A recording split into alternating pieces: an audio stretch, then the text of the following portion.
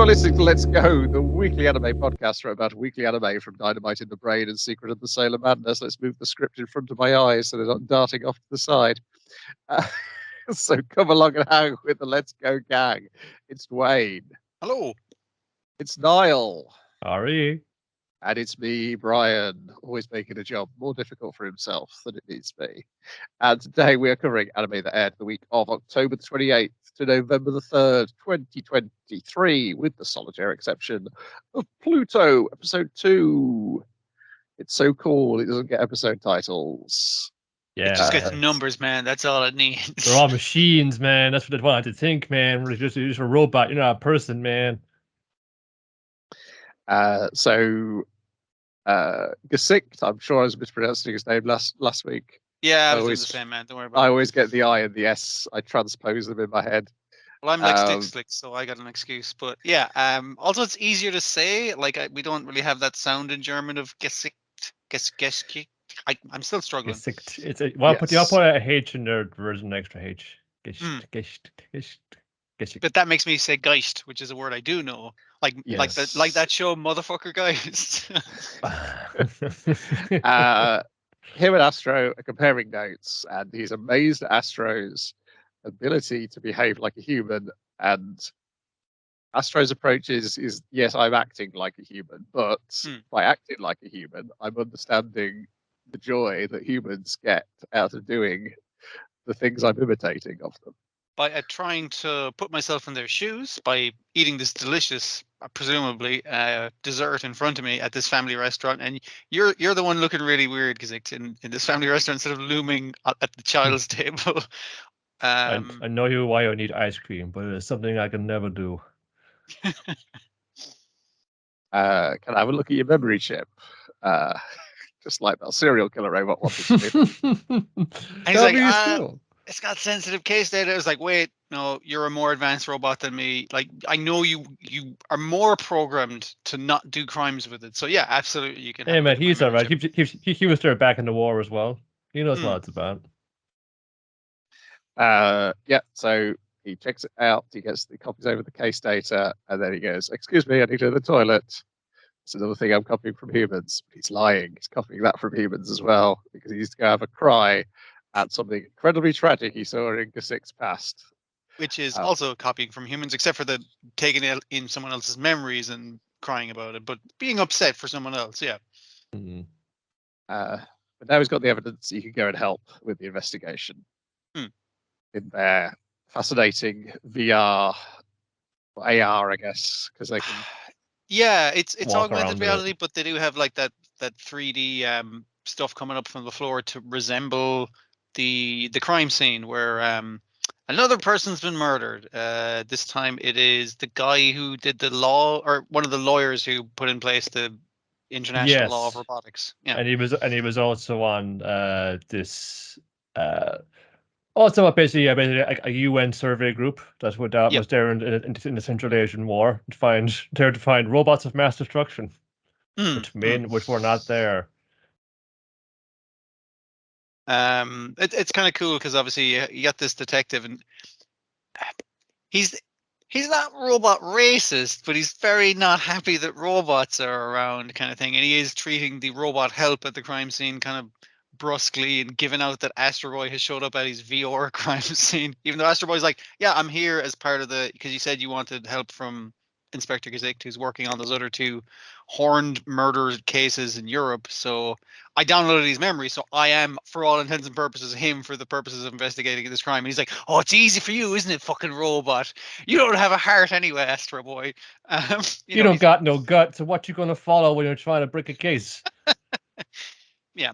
And Astro Boy is just like, yeah, I got like X-ray vision, so I can look through the rubble of this pretend crime scene to see a bunch of evidence and kind of follow the timeline of the crime scene, including an ink-smeared business card for a certain professor.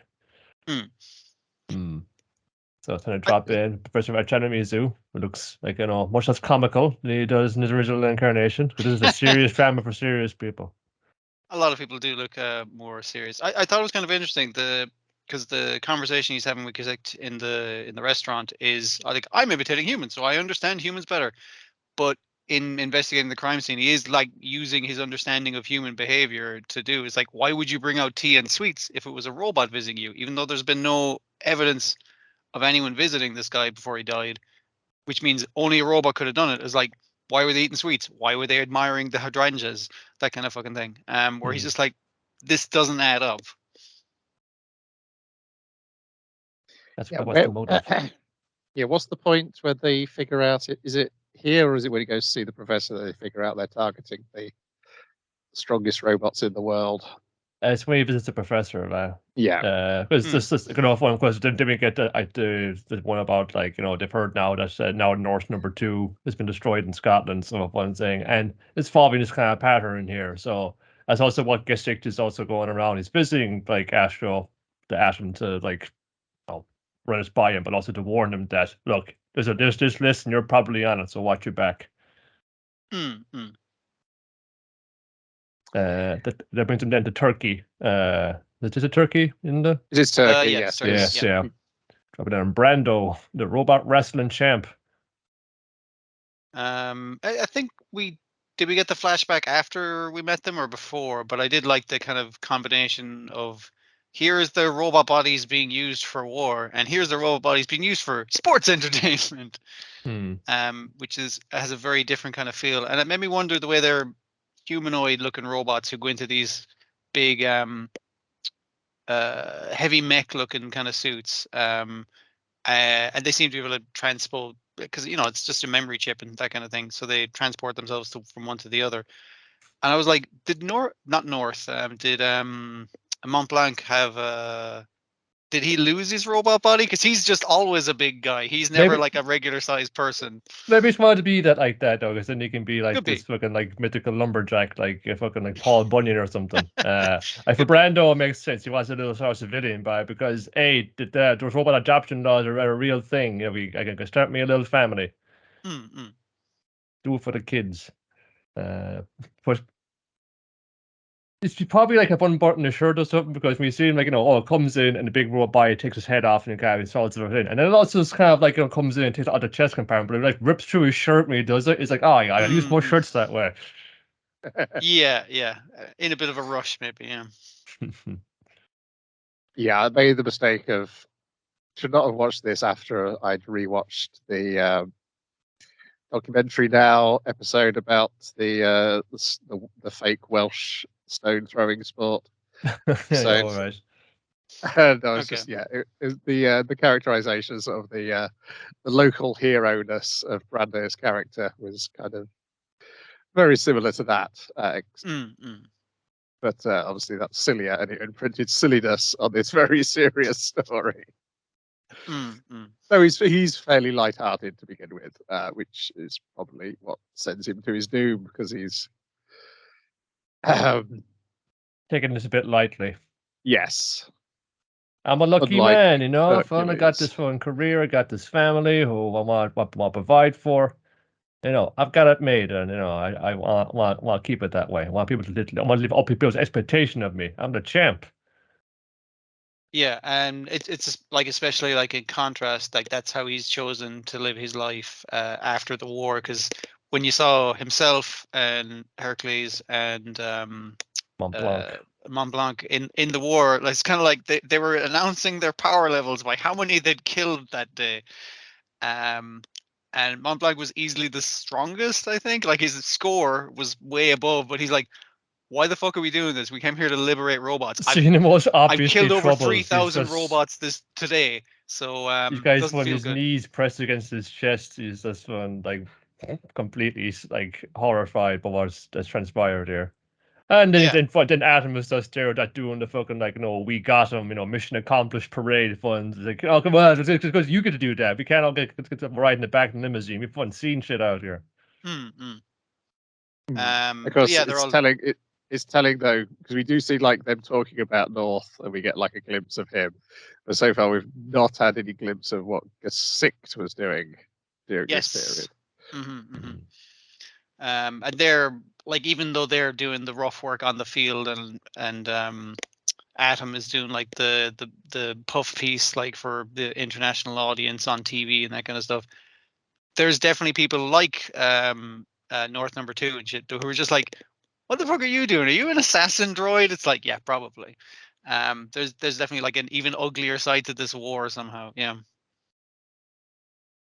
Yeah. So this is kind of where we get the biggest glimpse of the what was happening there and why they got involved, or the reason given why they got involved. Yeah, because even the professor is like, he finds like essentially a robot graveyard. It's just like, that's fucked up. That's a lot of dead robots, because he calls them corpses as well. He doesn't fucking mince words about it. Well, just what he thinks about, he's fucking like foremost and trying to develop like, you know, advanced robot like intelligence that, you know, has a capacity for empathy and love and all those other like feelings that we value. So these like, you know, in his eyes, these are people. This is a mass grave he's stumbled upon. We do somewhere in this episode, I can't remember where, we do get Atom explaining that he was sold to the circus because he was too human. It's in his conversation with Gesicht at the start. Yeah. Just kind of not lightly said, but like among the other stuff that they're discussing, and it's kind of like, Jesus, that's fucked up. In the comic, haha, very funny, Pinocchio, and but like in reality, it's like, yeah, that's fucked up. He's got like the mind of a child. That's pretty fucked. Yeah, and then here comes the mysterious tornado. Brando's going to face it. And he's been planning this the whole time, kind of thing. It's just like, I gotta do it to defend my honor. I'm the best fighter in the world. Well, he says to do that, he's also there, I'm going to avenge my buddy Mont Blanc, because they seem to be pretty tight. We had a little photo with them. He's getting Princess carried by him. It's really sweet. You know, they were clearly very close. So he's, you know, a lucky man. I'll get out of this one. I like the way his family life of his huge adopted family, that kind of thing, where he's like this, I'm living like a human and everything's fine with me, and his wife's giving out for not eating his vegetables, even though he is a robot and does not need to eat. He has to set a good example for the kids. Children. That's correct. So he does. Well, that's how he earns. He's like, no, he's robot brandy. You know, like that's like, you know, energy drink. Ooh, this is pretty potent stuff. But so they are at robots in Futurama in a sense, where just like they run alcohol, makes them run more efficiently. But that's in contrast to Gesicht's warning Hercules, where it's like, ooh, they got a big match coming up because they're the two greatest robot wrestlers in Europe and that kind of thing. But he's like, I choose not to live like a human. I don't have human-y things. I'm not gonna adopt a bunch of kids and stuff. It's like, but in that last wrestling match, you did like not break that robot's arm off. He's like, I don't know, man. I've learned empathy from killing like a lot of robots. What can I say? Yeah, it's just, you can see it two of them as well. It's interesting that these guys are both like the robot like fighting champs, but like you know, like Brando was kind of trying to find his life beyond this. You know, it's a family man. You can see that like Hercules, he's just gone all in on this now. I must fight this, so I don't, because I've got to feel nothing. Exactly. They've kind of taken their traumas and went, despite doing the same fucking career after the war, they've gone at it very fucking different ways. I like it, but Hercules keeps finding this thing of empathy, where it's like, I told him not to build a cool statue of me next to the Pantheon, but I was like, I couldn't fucking convince him of it. It's like, whatever. So they're, I guess, across the sea when they get the broadcast from our boy fighting the mysterious tornado, and they're just like, we're gonna take our hover car across the sea. Just give us a minute. We'll be there pretty quick. I got him on the ropes. That's it. Keep dancing, and it ain't going well. No. You've seen the last kind of little things of it now. Which he's trying to send as much details as he can before, in his fucking last moments, this one said, sorry lads, I can't help, you know, in my fucking last moments of consciousness on this earth, like the thing about the family I'm leaving behind. So, he's trying to send the fighting data so they have something to use, and he's like, I keep sending you pictures of my family. Weird, that can't really account for it. Oh well, I guess there's something wrong with my program. Oh, don't worry though, I got him. He got me as well. So yeah, well, I mean, like, he does the equivalent of tell my kids I love them, but he can't say that because he's a robot. Yeah. Yeah. So, and then they spend ages trying to recover his body. They can't find any sign of the guy he took down. And then Hercules is refusing to take part in the fight that his agents got booked for him. He got to recover his best friend's best friend / rival. Yeah. His body, and then a couple of guys on the recovery team have found his arms, but they weren't at the bottom of the sea like the rest of them. And yet again, they've been stuck in a horn-like formation with his memory chip at the center of the I head. couldn't put horns in his head because I ripped him to fucking pieces, but I can still arrange it in a way that still does the same symbology that is all the MO of all the murder victims so far. Yeah. Yeah, something messed up going on there, because the only really thing they sort of able to glean what didn't make much sense was kind of terrifying anyway. You'll see this kind of jagged scar like the one behind Jude Wayne, and a set of murderous eyes that's like filled with the rage of 1,000 hells. The mystery thickens a bit, I guess. Yeah, and the murders continue. He's in the wind. We're never going to catch him. Yeah, that's as well. Like, I think it's also was before when Atom is asking or trying to amuse you. It's like fucking Bra 1589, Siri, the killer robot. Like when they did his fun AI scan, like like what was wrong with it, and it says nothing at all. It was all working perfectly. So it is like against like Atom, you can kind of like through like imitating like human things, can you learn to understand these things? Does that mean then there's a capacity that maybe they want to simulate murder so they can know what the thrill of killing feels like? Yeah, because we were saying last week that possibly the reason why the humans haven't killed him is because he's the robot who's become closest to being human, and humans seem to have gone beyond killing other humans. They just make robots kill other robots at this point. So the idea of killing a robot who has achieved humanity would make them also murderers. Yeah, potentially. Like they fear him for multiple fucking reasons. Yes, one being that he would kill them if he could give it a shot. Yeah, but yeah, that's up there too. Because it used to be good. The only thing, I think, the big spirally tornado thing, the first person view doesn't work as well in the animation as it does in the comic, because the comic, it's the style switch is more glaring in the comic, whereas here it's like, it's now CG effects animation. It's so like kind of scratchy and chaotic, and that's also what kind of like this makes like when we see glimpses of again those murderous eyes through it all. It's made it all the more atmospheric and stark. Yeah, and obviously they can't do things like escape in the gutters and things like the comic does. There's a bunch of comic book tricks that do not translate to animation, but yeah, which is why I always find, well, with Monster, is the specific example is the pacing never quite works the same, because Urasawa is masterful at using the gutter to control the pacing. So the way of one-page turn transitions like keeps the beat rolling in a way that you can't do with moving pictures. As far as CG goes, just what I understand, they can only use it for kind of hover cars and things like that. But for something that's got so many robots in it, and we got a lot of robot like main characters in it, those have been the most part like hand animated. Even when they're like donning like Brando's big suit or Heracles' big suit, those are still like done proper, given all the way. Right, then on to things that happened this week. Spy Family, episode 29, The Pastry of Knowledge, and The Informant's Great Romance Plan 2. So we get one of the 7 wonders of the school is that every so often a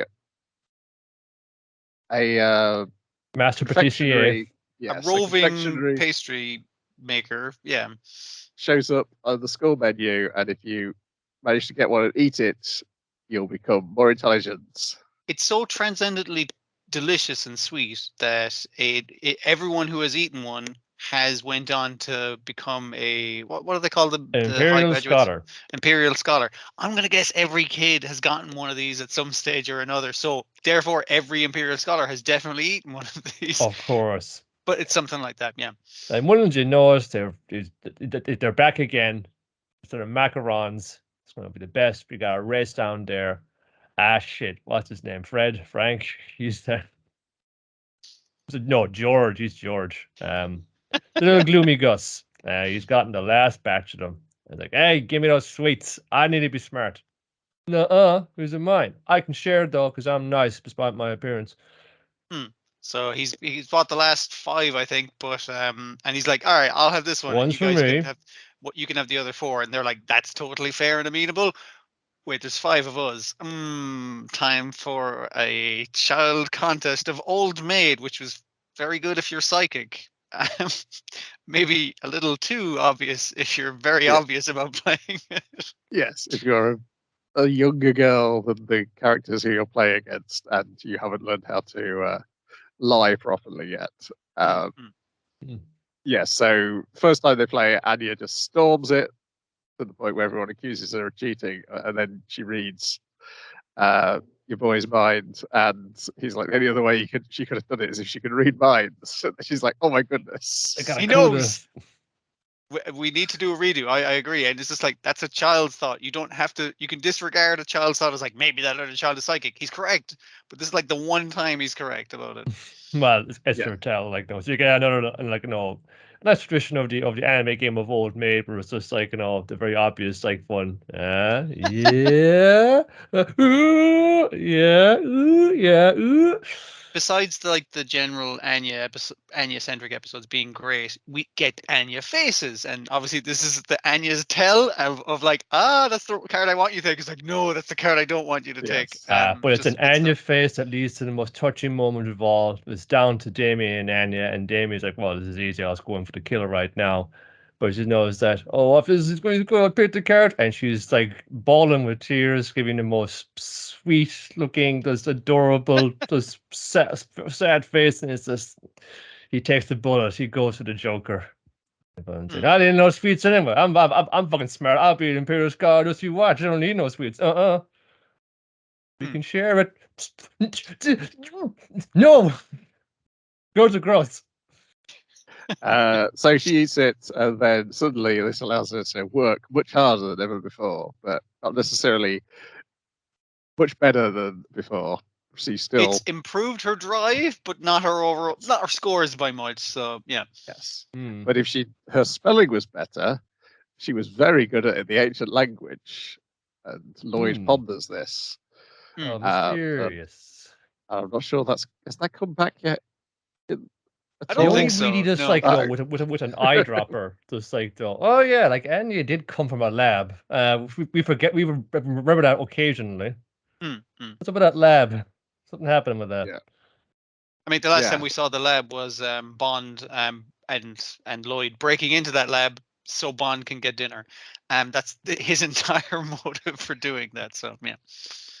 And then the second half is Frankie is trying to find a cat belonging to a woman he fancies, and ends up teaming up with Yor, and they both kind of see things they probably shouldn't see about each other. But they're both dumb in the right way, where they're not going to take in that information. So yeah, Frankie's almost there. It's just like, I just want my inventions to to create a better world and a better place in the country. For me, what? Nothing. And it's a nice contrast between like his earlier information giving to Lloyd, where it's kind of like, hey, you got to watch out for Garden, man. He's like, Garden's not real. There's no secret cabal of assassins. I'm sure there's some fucking underground shady shit underneath the secret police that's doing. Hey, Briar, forgery. You got a phone call. It's like, yeah, is it usual, guys? Phone saying, yes, this is I got a job for you, Thorn Princess. It's like, oh, she's back in the game. We put on his fucking power suit funds, and you stay right there, Cat. In 15 minutes, I'm gonna get you. With a more warm up, and I'm ready to go. Yeah, he keeps on using ridiculous spy gadgets, which items, particularly like the net firing camera, feels like. I thought the exosuit that takes 15 minutes to charge up was pretty fucking out there, especially for like what must be like 1980s style technology, because it's diesel, so it takes a while to get going. So you just stay there, Cat.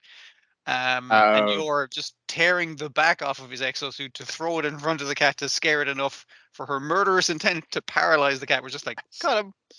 Because up to this point, the cat has essentially had the same smug face that Anya has. How is it that they end up attracting so many cats? He has a catnip dispenser thing, which he attracts every cat, I assume, in the town. And they are high as fuck, which is a great bit of animation as well. Yeah. Yes, because they've all got cats climbing all over them, and yes, some of the reason why you can't see the spy gadgets that Frank is breaking out is there's a cat in her face. That's true, actually. Yeah. And the punchline is that oh dear, the woman he was trying to break the ice with by returning her cat is already engaged. What are they going to do? All right, it's cool. I'm glad she's happy. Turns corner on the street. Yeah, I'm trying to time. Who knows? The soundtrack in this episode is very good because there's a lot of like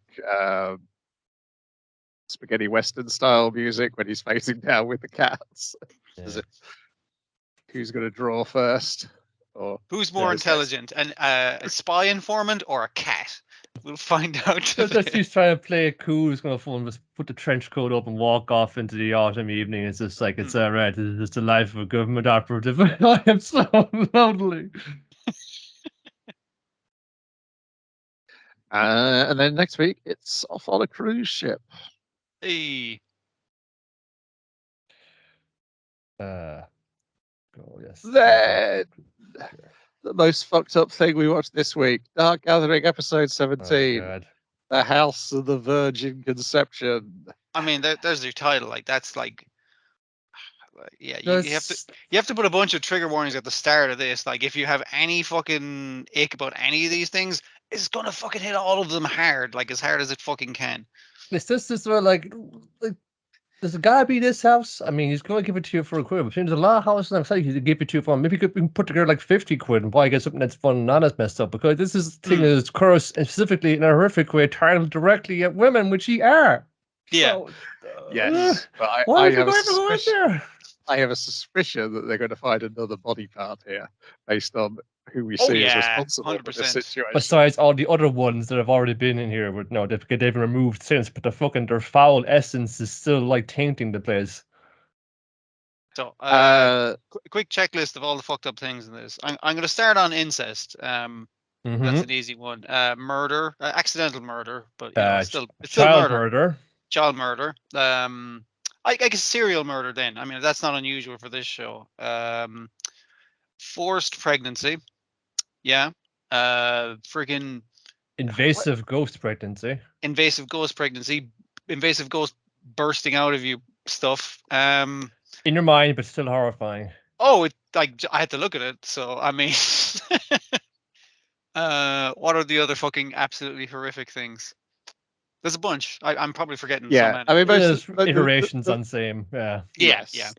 The fucked up thing is you don't really see the truly fucked up things. You just have it explained to you by the ghosts showing their past lives. Yeah. Oh, I didn't mention the giant gross baby that stuffs itself down your throat. Like, I mean, like the amount of things that stuff it down your throat in this show is not. But that's one of the worst ones, besides the big pile of hair, which feels too real. Yeah. Yes, how they've created 3 giant babies is the problem. And to what end? So yes, the family who lived in this house originally, the dad got into an argument with the mum, and during the argument, he just pushed her. She fell over and died. Banged her head on a corner of the counter or something. You know, some kind of simple way. And then I didn't mean it. They get sent a bunch of threats from, I assume, the local people going like, "You're murderers. You did this." Wow. Did they? Yes. Yeah. Did they send it, or did the priest who turns up? What do you mean, the kindly priest who shows up to fucking get them out of their predicament? Here's a family in a real jam. So this I is got just a thing for you. The same guy we saw in episode 13. Yeah. At this point in time, he appears to be being pushed around in his wheelchair by somebody else. Looks like a woman rather than Oswald, the guy who's pushing him around at the moment. Yeah. Well, it's probably been a couple of years. You know, you needed that long for a curse to really bed into a place. Oh, yeah. And he's going to be at least 9 months times 3. 'Cause they've got Yep. Yeah. So yes, and he says, okay, you can get rid of, you can prevent people from accusing you of being a murderer if you do these rites. If you do these right, you'll summon an angel. Angel, yes. Debatable. And we get this kind of out of order, but we do see our girls seeing these various hauntings and figure out the timeline of events. So we're just going in order rather than out of order like they did. Yeah, because the ghost of the daughter and the father are luring wandering ghosts into the house and then killing them and pushing them in a pit. Yeah, your one nearly drank the same poison water that a ghost did.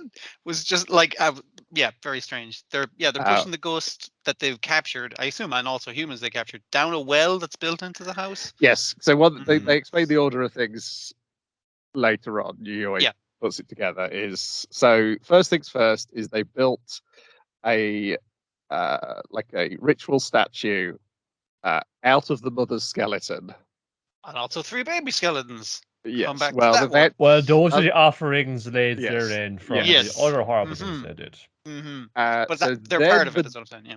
Then the daughter rapes the dad. Yep. Presumably 3 times.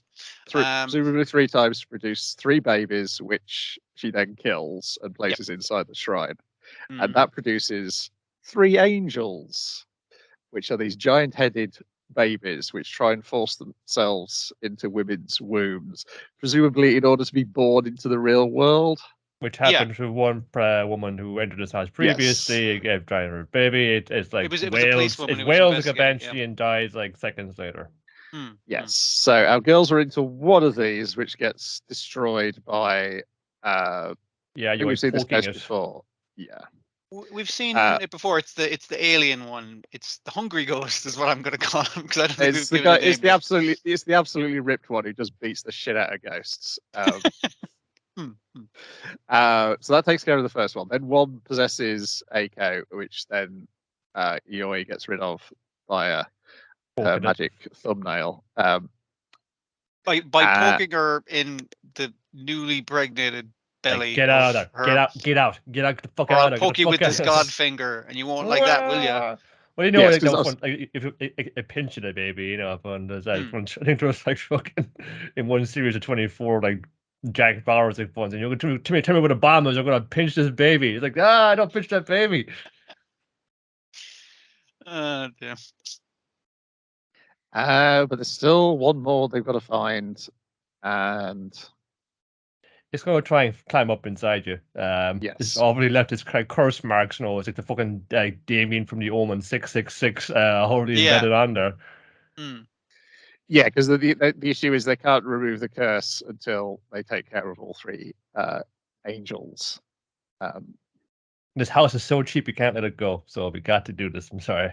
In this property market, like €1, that's fucking. We can't. And the yen in the state is now you can't buy nothing. It's fucking. It's in the toilet. We gotta jump on this, Eiko. Come on, take them for the team, why don't you? And in case you were wondering where Keitaro is all this, well, he gets rung up part of the way through the episode, so everyone can take the mickey out of his body. Yeah, because he's checking out his body in the mirror to go like, all right, I appear to be rehydrated from the fucking horrific things that happened to me before. My throat's healed over. That's great. His sisters are there taking the piss out of him. His girlfriend rings him up and is like, hey, everything cool? Yeah, I saw your skinny body. We're going to need to work on that. But other than that, I'll see you later. And she's like, right. Right. Now I have I've set myself up. Remember what I'm fighting for. I'm going to bite down on this thing while you give me a baby abortion exorcism. And I was just like, this fucking episode, man, this... Like, I know it's not the most fun watch week to week, but this was like one of the least fun fucking watches. Oh, you see, I thought this was a fun watch because I was like, this was how much worse level. Can it get? Yeah, this was like, this is pretty fucked up, and every week it manages to bring you something fucked up. It does, yeah. This just kept going. A different fucked up thing. The levels of human depravity here. And then it's like, you know, I think, but that's pretty messed up. And then it's to be incited to by this fucker's going around. So like, it's fucking not done for fucking no reason too. It's just like there was an evil fucking force that like kicked this whole thing off as well. Yes, and of course the similarities in this and what's happened to Yoi's mother. I rewatched episode 13. Once you see it, I was like, yeah, they're somehow responsible for that thing. Oh yeah, 100%. They're trying to make something. Yeah. Yes, but also clearly they're also creating super hyper haunted spots in order to hide magical talismans, which are parts of somebody's body. So that's why I would not be surprised if this entire thing is done just so they were creating an incredibly haunted spot nobody wanted to go to so they can hide for exactly the same reasons that you is. It was just like we need to find something like this to hide my fucking poke ghosts in. Yeah, so I would not be surprised if we find another talisman at the end of this. And at least in this, they've seen that priest now in the vision. So we don't go. You can just make out the scar to tell it's, and obviously you can check the cast list to see it's the same person. They can't check the cast list. Not yet. Damn these eyes! You can see in the spirit world, like can't see the credits. It's not Roboco. What you said? Yeah. I mean, I really enjoyed this. Zom 100 is back on Christmas Day, I believe. All 3 episodes. Oh yeah, sure, whatever. It's like this comes along. It's just like fun. Well, you've been fucking fun, like from sleeping, fucking waiting for fun. Show us more fucking like cliche zombie things. This is like redefine the paradigm of what the fun horror anime is. It's like okay, that's. I gotta sit down for a while. My goodness. The fact is from OLM who Zom 100 were taking digs at in their first episode adds to the irony for me. Well, at least they can put out consistent fucking horror, lads. You gotta give them that. Then we got Helk, episode 17, The Power of Heroes. The power of the episode, which takes mainly place in a dark room, so you don't have to draw many backgrounds. And you know to live in the fact that they're invading the castle with bandit masks on, so they don't need to keep them outside. And Alicia keeps hers on like till the very last minute until she has to have the heartfelt, "Don't do it, Hulk. It ain't worth it." Yeah, there's. We were definitely at week 5 of the new season this week, so not just on this show. Yeah, so there's a lot of gloating towards Helk, and then trying to force Kless to kill Helk, and then Kless is like, "Don't do it, brother. I'm going to take this broken sword after you broke it and stab myself in the neck with it." Because it was your man did stab Helk in the shoulder, but like the pain was so bad that he couldn't fucking move, and he's like, "I was aiming for your vital organs, but you still managed to dodge." It was just the idea that it's like, I think this is the only thing that can hurt Helk, so it probably like this is the first pain he's ever felt. So that's pretty a bad. doozy. Oh. I mean, he even threw a sword like into the king's head, and he's kept on giving like orders to kill him. Yes. Once Kless is dead, Helk's about to go so bad he's about to swear. Alicia, get in there. Nice boy.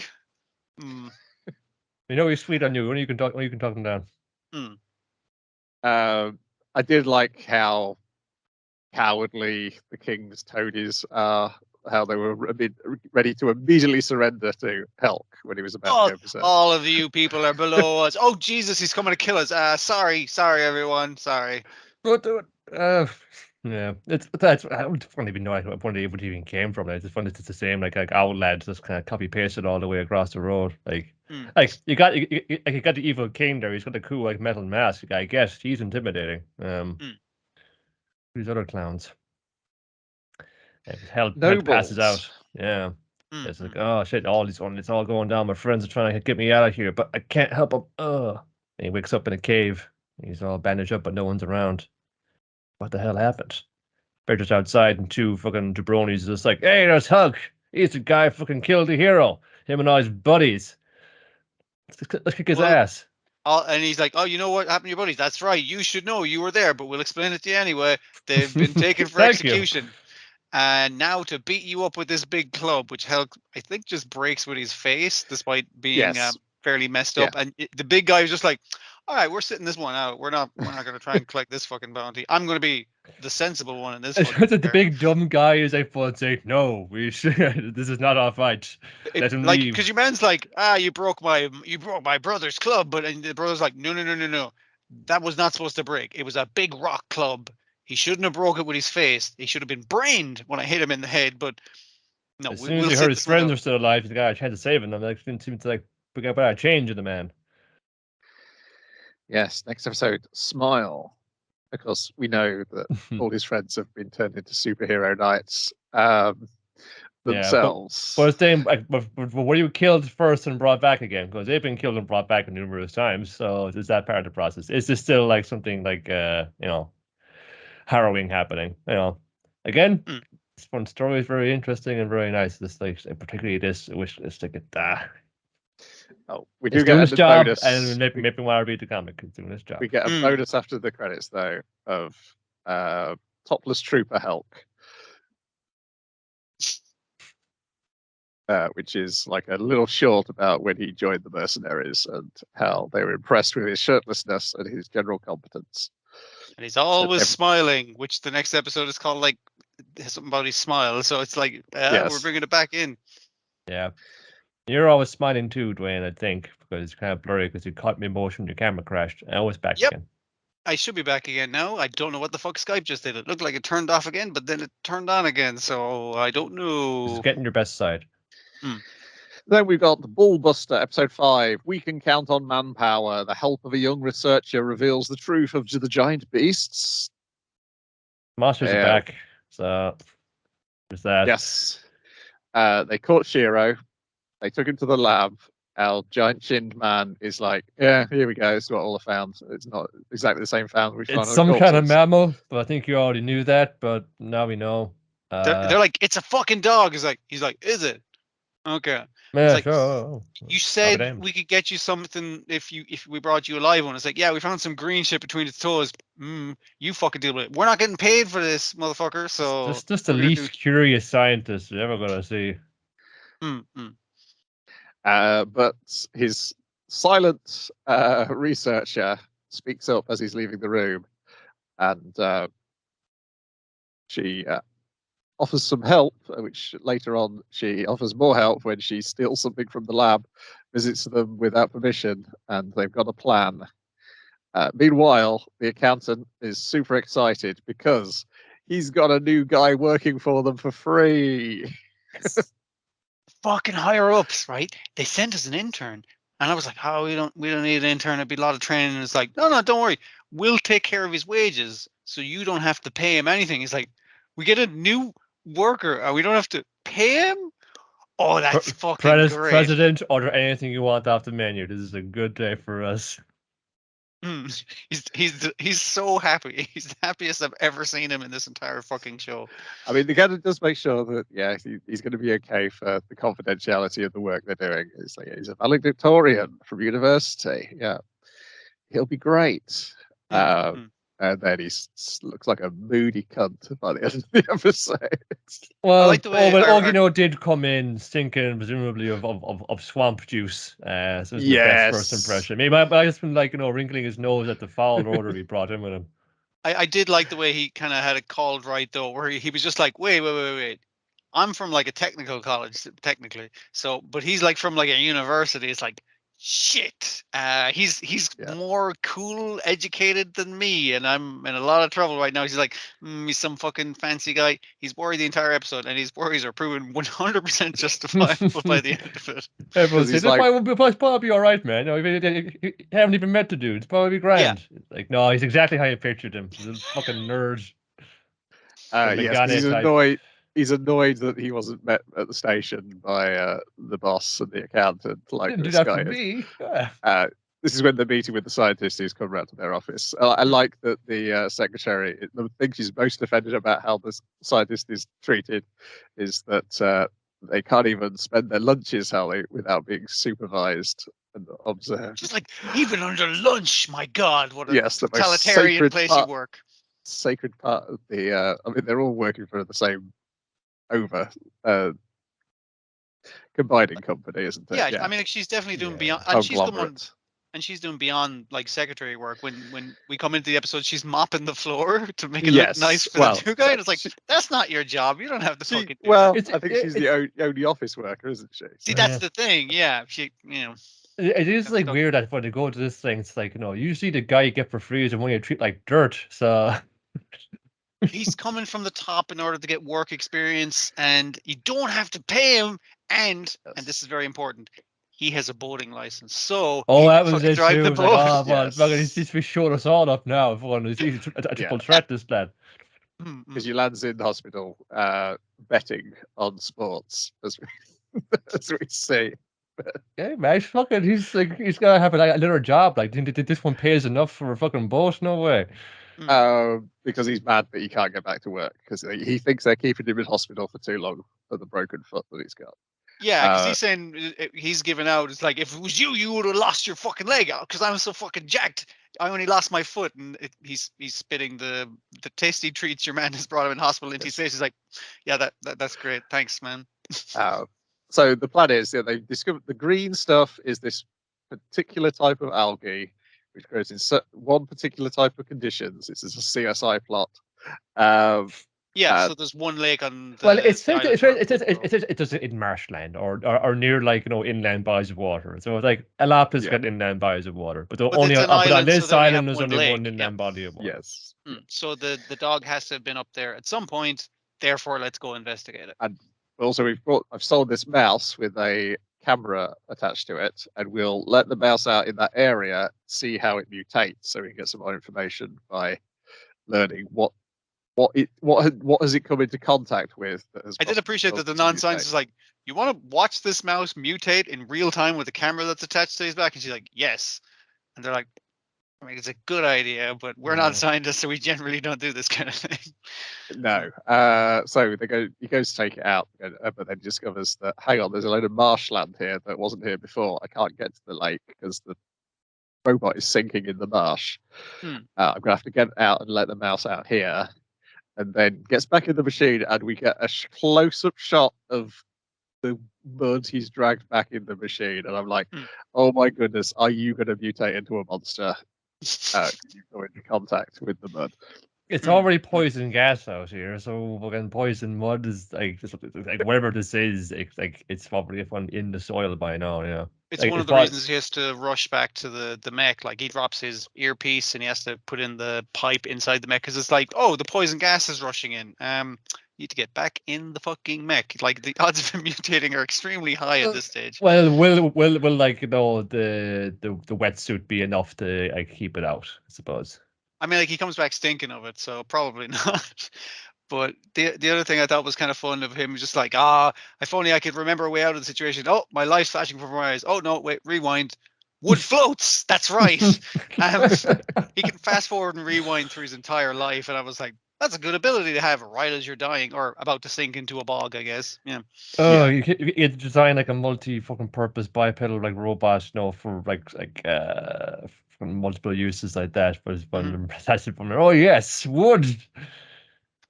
It's not as dense as water, so it might float.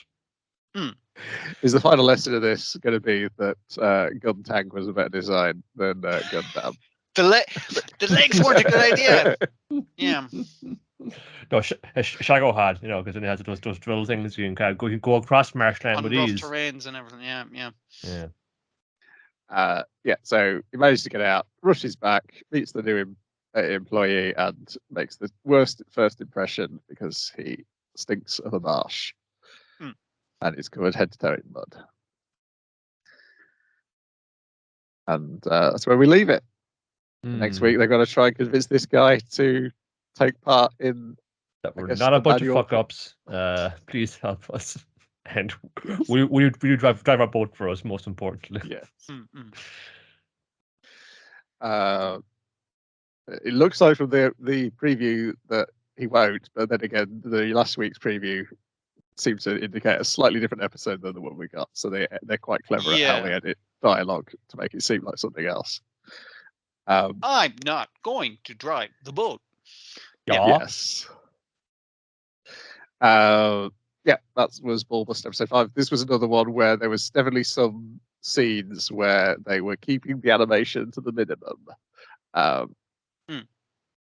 Like, I think a lot of the scientists' explanation is shot from just below her nose upwards. Like, let me just put my fingers over my mouth as I'm talking. Let me just drink out of this cup right now. That the standard fucking hiding stuff. But I kind of like the simple problems of it's like, your car's stuck in the muck, or your boots are stuck in like a bog, or you're making a really bad first impression to the new coworker. It's like very simple problems, very understandable ones. Yeah. Then we got Jujutsu Kaisen, episode 39, Fluctuations, part 2. The ghost of Toji Zenin just absolutely destroys poor old Dagon. He's shown up, and they've all decided it's like, this guy's kicking Dagon's ass. Let's leave him to it and see how this plays out. Yes, and now that'll bring us up to around about like the halfway mark of the episode. Ooh, that was great. So it's like he's throwing everything he got at them, fucking sea serpents, piranhas. I think like colossal sea lice. Yeah, some sort of giant fucking he summons 2 giant isopods. But you know what? Infinite amounts of fish can't beat? A trisection staff. That's right. It's the coolest martial arts weapon. There's nothing you can do. It's just whipping it around. And why also if you just sharpened it and they just how it's even more lethal, they just stabbing into his head multiple times. I mean, like he just the only thing that could break this weapon is it. So he starts sharpening the 2 ends, stabs it into Dagon, and it's basically like hammering them in with the 3rd bit of stick, the middle part. With a blunt end, yeah. It's just bludgeoning it. I kind of felt bad for the guy by the end of it. I was like, Jesus, we'll skip its domain. Thanks, man. And they don't know what the narrator has explained to us, where it's like, all right, so the granny summoned this guy's soul into her grandson. She's dead, so her curse should stop. But her curse stops when the cursed energy expires. Cursed energy runs out of her grandson. That motherfucker doesn't use cursed energy. He doesn't use cursed energy, so he's just stuck in there, and he's also stuck in there with kill the strongest person you can see nearby. So that's his basic programming. So that's what he's gonna do. Which makes his choice then of like he goes for Fushiguro and it's fun saying, is he the best? Well, he's got some stuff he's working on, so he could be kind of that, or it's just something kind of maybe it's like touching on the familiar connection because Fushiguro didn't really know his dad, and this is actually because one way you get to meet him. Not a great impression, but you know. Well, and the rest of like fun fucking Maki and Nanami and Naobito was fun, you know. Shoot, thank God, what the fuck happened there? Oh, there's another one. He's setting us on fire right now. He doesn't even open up a domain. He just sets everybody on fire. Yeah, it's getting really now, and particularly like as well with you have those like 2 girls who are former members of like Ghetto's cult before he got brain swapped, trying to like feed the fingers to Itadori to get Sukuna to ask a favor. We do kill like a fake Ghetto for us because he took his brain and mastered his body, and then they get diced up into little bits for their troubles. It's getting really to like the very mean meat grinder section of the start. Yeah, it's definitely getting to that fucking bit, and you kind of think there's hope because initially they've fed him an amount of fingers, and what's your man's name at the volcano? I can't think. Jogo. Jogo kind of shows up as like, how many fingers did you feed him? It's like, it doesn't fucking matter, but because he's just like, I'm gonna feed him this big bag of fingers that I got. Hey, it's Kuna, and it's like, and he's like, kneel, and it's like, not far enough. I've chopped off the top of your fucking head. All right, you get one request, and it's like, hey, would you go downstairs and kill this fucking guy for us? And he's just like, how dare you make a request of me? It's like, you just fucking say it. It's like, doesn't matter. You're fucking dead now. And what do you want, Volcano Head? Nothing. Whatever you want. Like nothing. We just want to set you loose. So that's our entire fucking thing. So, you know, here's my advice on how to stay set loose, because I know you're only limited in this kid's body right now. But other than that, yeah, you do you, man. He's like, okay, then I won't kill you, even though I've chopped off the top of your head like mere fucking minutes ago. But I'll tell you what. But I tell you what I'll also do as well. Like, you know, if you really want me to do something for you, you know, you could also just fun, like take a swing at me. If it lands, you know, I might do that. I'll sign too. Like, do you want to try it? Good opportunity. It's just, oh, damn it. This. Damned if you do, damned if you don't. I think in this I situation. just seeing what's transpired there, like, you know, and just seeing like what's happened, you know, when Gojo came down and fucking mussed him up something. They got him, but they still put mussed up on enemy. Like they still thinking, oh no, look, this dude's open to reason, you know. I think I can still manage this now.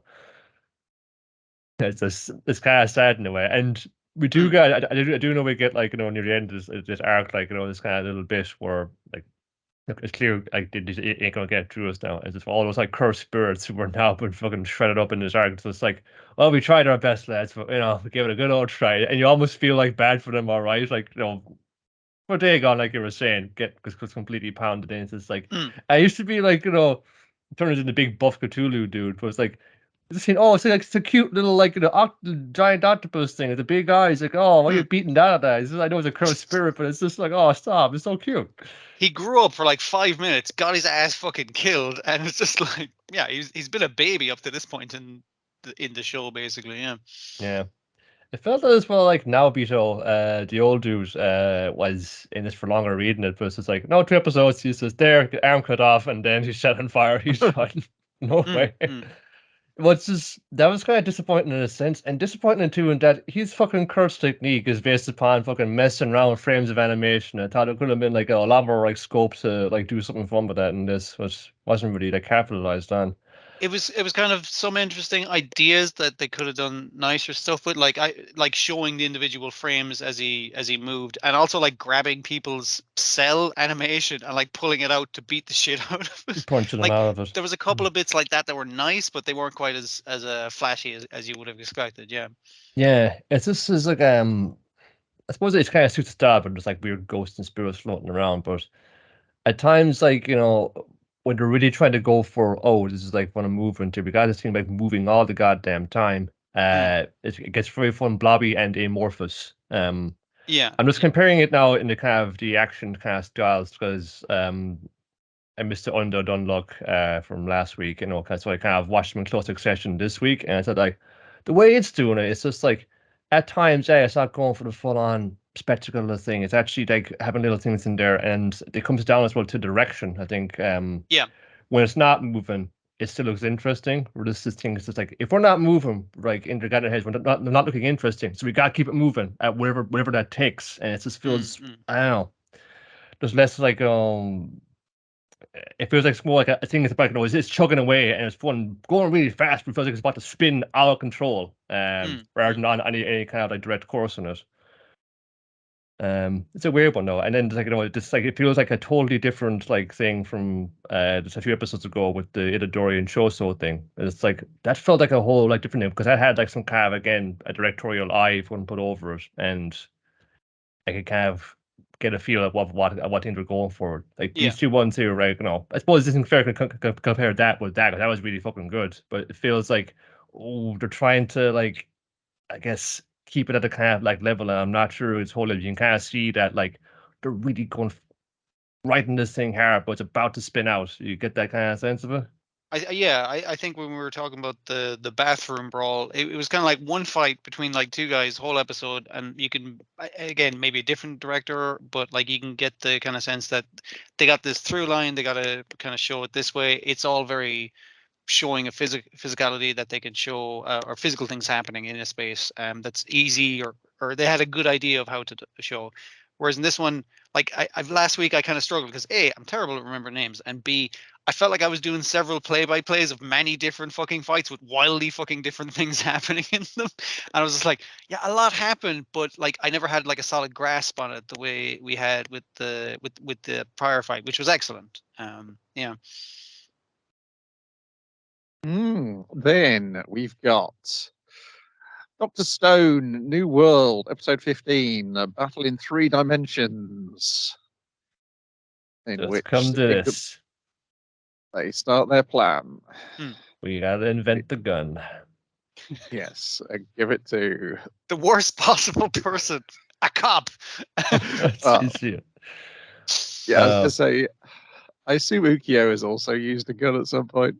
I mean, like in this, yeah, I was thinking that. I was like, dude, you were in the Navy. You definitely have weapons training. But he's like, I don't want to fucking kill anyone. I'm fucking past that. Put that life behind me. He's like, yes, we've all put that past behind us. We're better. We're going to be better and stronger. Now to resurrect the cop and give him a gun. Not only the cop, not the worst cop, but like a really bad cop, like a really shitty cop. It is interesting how like we got to go on like fucking pipes acquired, gears acquired. They don't do guns acquired really. So it's like just less of a triumphant thing just because it's fun. We have fun to implementing like we had a fucking brand new start. We're at it again, lads. We can't help ourselves. Is our species doomed? They have a whole fun like every doomed to destroy ourselves thing over this. I mean, I like the redesign where the cylinder spins in a different direction. That's fun. That's it. Yeah, it is kind of cool how it works. I think this was the point where I realized, he's essentially the cop from Tensai Bakabon. He is 100% the cop from Tensai Bakabon. He's got one singular eye, despite a second resurrection at this stage. Yeah, why that bit stay on? This is like you're not being consistent now with this fun thing because we know what the fucking like purely fucking distilled revival fluid is meant to do. Yeah.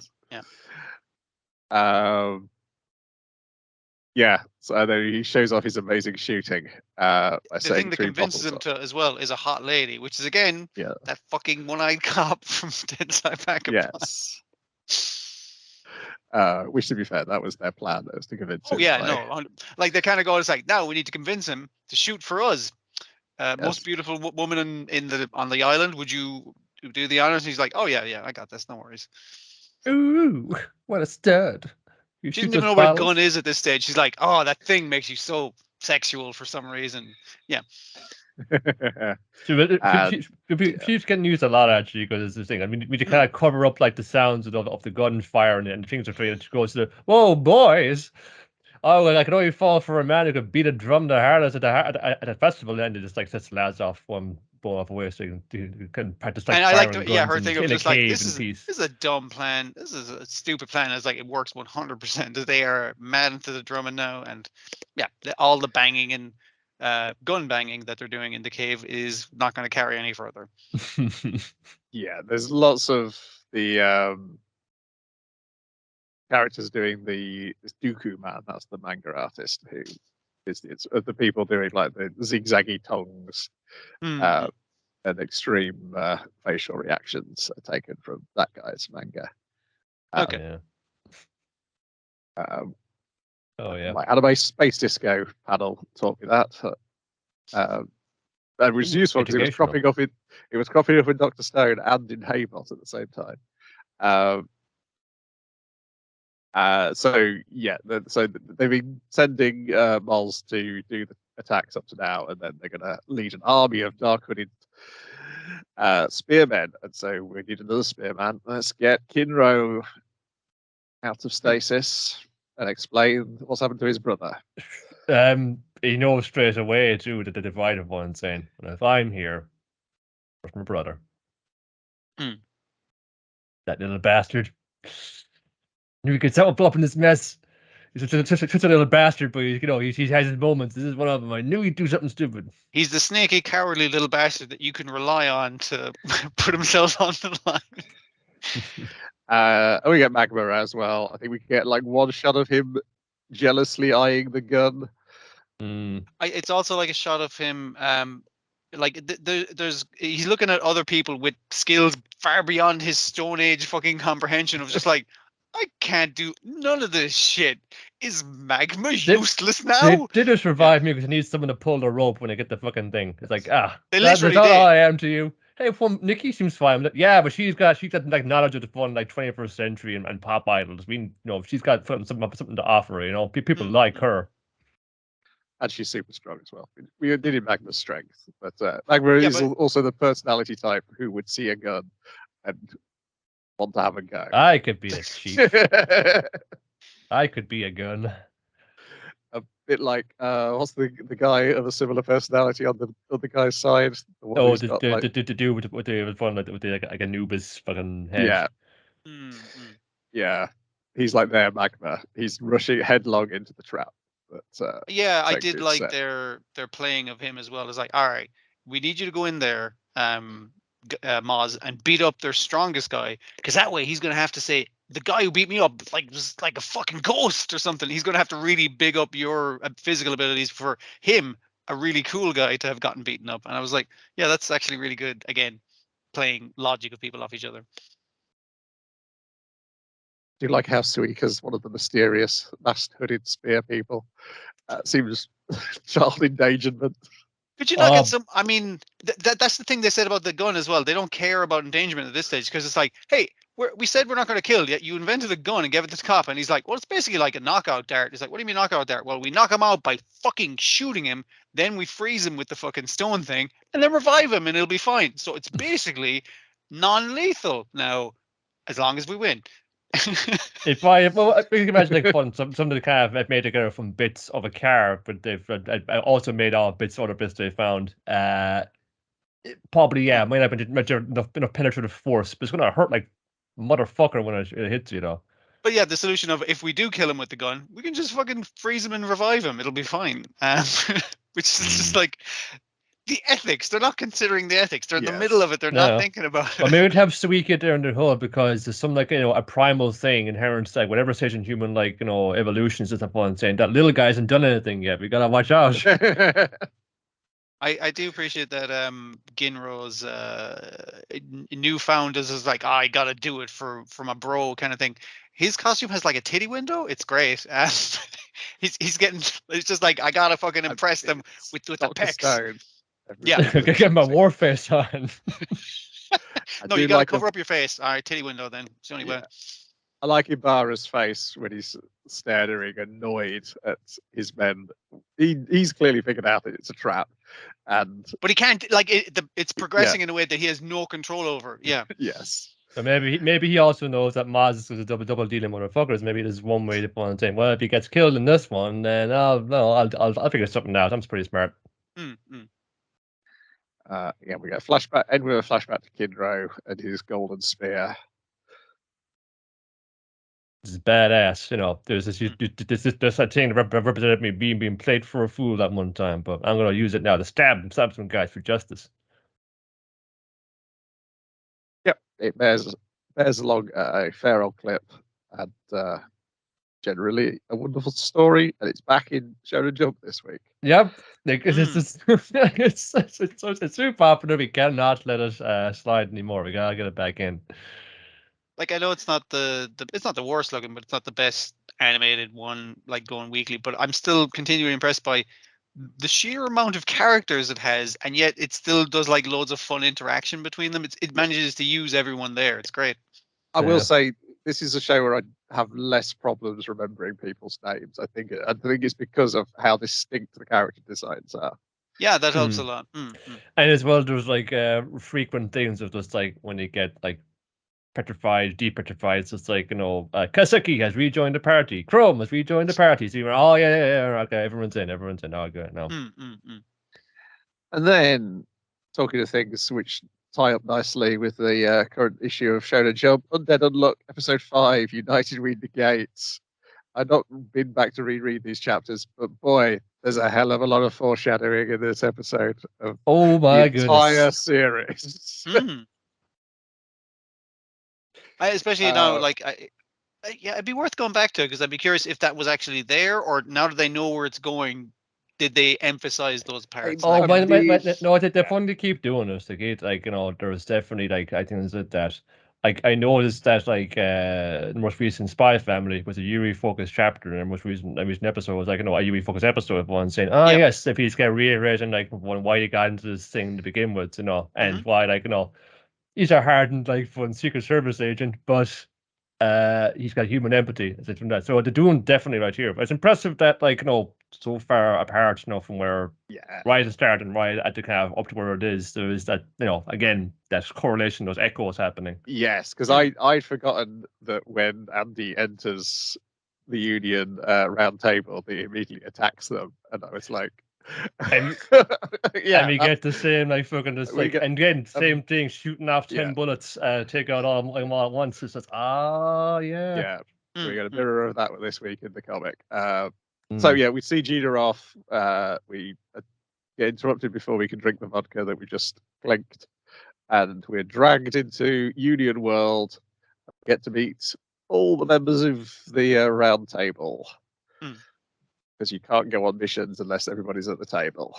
But we only get the names. We don't get what they negate. That's all censored, barred out, which I do like. Yeah, it's going to combine in a dramatic and like inspiring moment. Yeah. And our current head of the table is Huiz. Huiz is the J. Huiz. Yeah, that's what I thought. I announced it correctly and then immediately lost confidence in myself. Well, I know that's how it should be pronounced. I should probably check the katakana and say like, well, what does Japan think her name is? That is true. So who did we get to meet here? We get don't say what they negate. That's the hard part. Huiz, Billy, Shen, Ishin, Phil, Nico Vorgale, Top, Tatiana, and we get to meet the Uma clothes, and we also get Mui back. We've already seen her in the previous. Yeah. And Apocalypse, yes, the book which gives them their quests. I like the way they lay out a lot of the information at the round table. Where it's like Apocalypse, he's the first artifact discovered, and it's just like artifact. It's like, and Apocalypse is like, now for the missions. Fucking and this he's guy, going like an and the reward is this. Just smile and nod to see where this is going. All right. So he's going through the missions, and like we know going in now what the fuck that means, but you kind of listen to that as like, wait, you're gonna eliminate language if we win this one? What the fuck does that mean? It sounds, a lot of it sounds really fucking abstract and that kind of shit. But obviously Andy's kind of like, hey, stupid book, what's the hardest job on there? And he's like, that one is like me, my best girl, and that guy. We're gonna fucking do that. The only person I know here. Yeah, pretty much.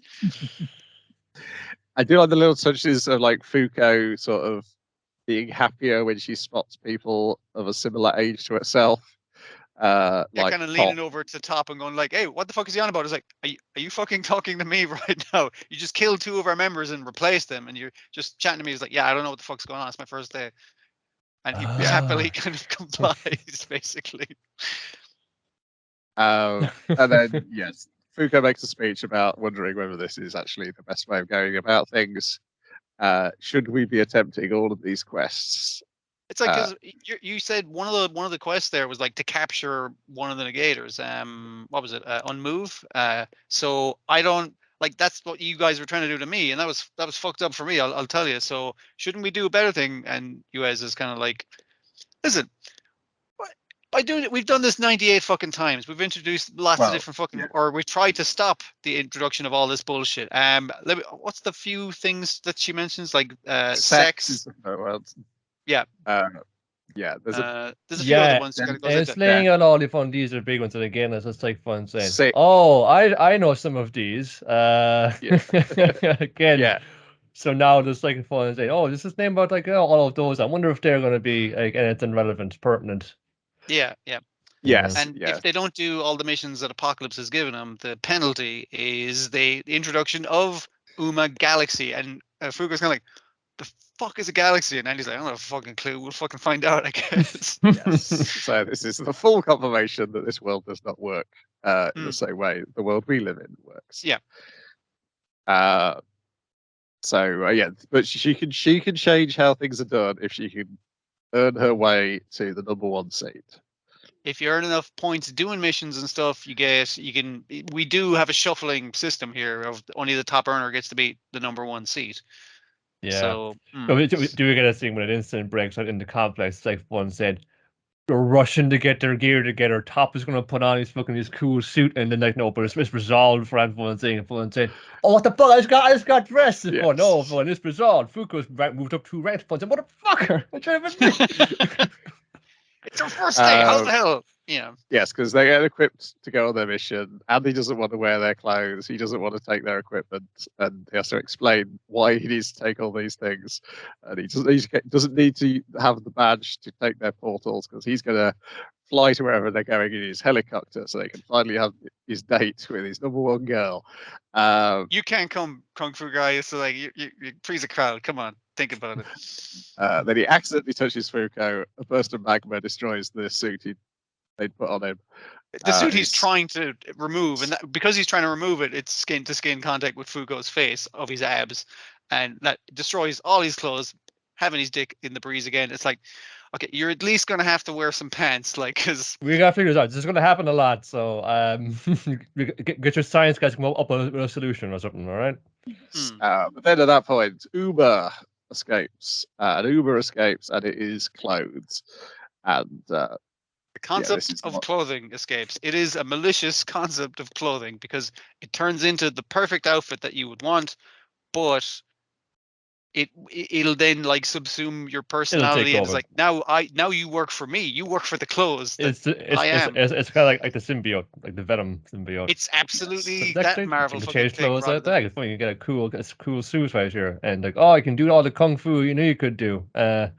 You should feel pretty good, movie. You're possessed. Those are your moves. So Yeah, and like we did have a nice conversation between her and Fuko where she's like, please take care of my guy, and I can't join because I don't have a negation ability, and like I don't have like fucking thing. And she's like, oh, there's people who want to be negators. I guess it's not all shittiness, and potentially not shittiness anyway. Yes, because Fuko stops her by giving her a tiny bit of unluck to make a brick fall on her head and knock her out.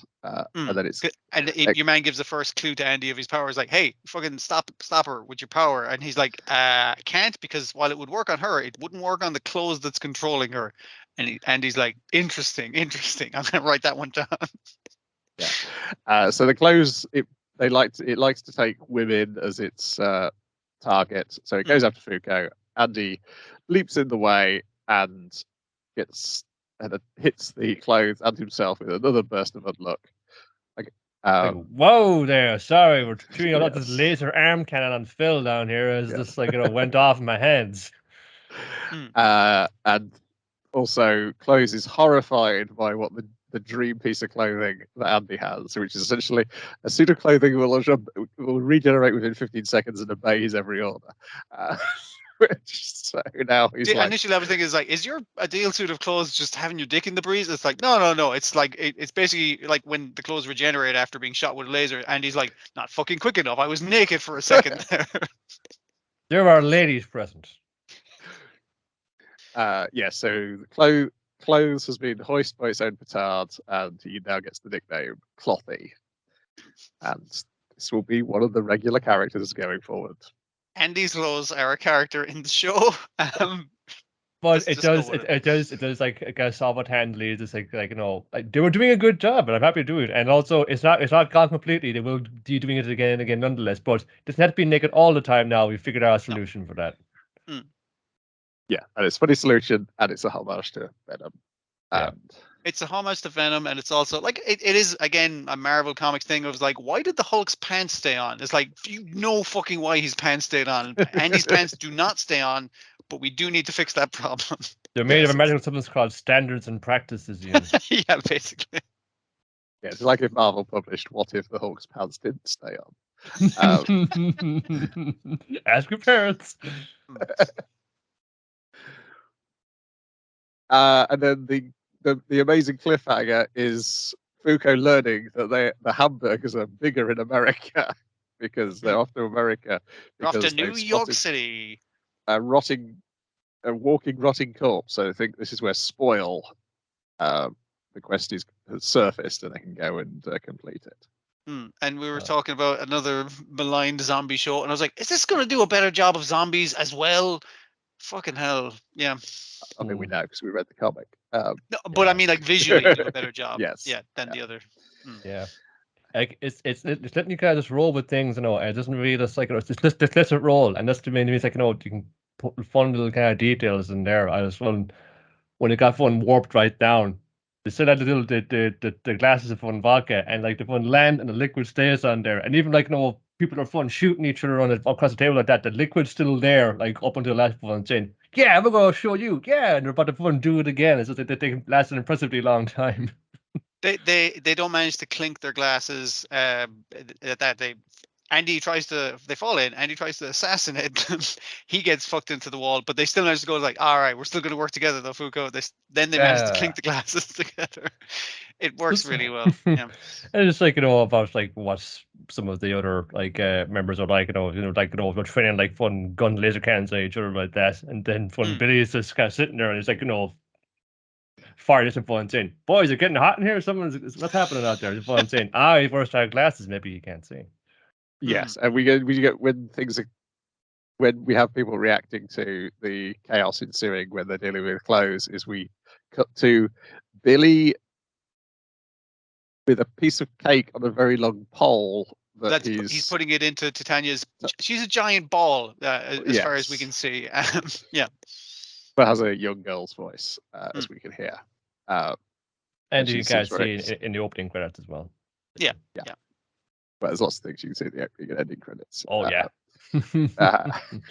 Which will become more clear as the show goes on. I think we're up to chapter 10 now, so it is pretty good going. Still moving at a pretty fast click. I assume we're going up. I assume this season's going up to chapter 52. Okay. Or the full series will, because I think it's 2 cores consecutively, so this continues into January. Right. Yeah. Best of my knowledge. I just keep it rolling. Like, I really, really like the job they're doing on this. Again, like I was saying earlier, it's like matter down, like, even like, this it's kind of around the table and there's stuff going on like that for fun before going over a lot of like, like proper nouns and shit right here. But it's interesting, What other fun things do this now, they over explain it. And it's like, and this Andy is kind of like, even like saying to Fuko, but he's saying to you watching or at home, no, let's just like listen, let's just smile and nod, let's see where this is going, Let's just fucking like, try and like exercise a bit of fucking media literacy here and let's fucking take it in. All right. Like, Pluto's absolutely fantastic, and it's definitely the one that's gonna attract a lot of like outside of anime audience and stuff. But this is the one I want them to watch. You know what I mean? It's just like, listen, there's a bunch of anime shit you're gonna need to get past, and it's gonna be good. It's gonna be fucking worth it. Trust me. Yeah, and that's it for this week. We'll be back with more next week. Goodbye. Pretty much this. Bye. Yeah. Adios. Fun week.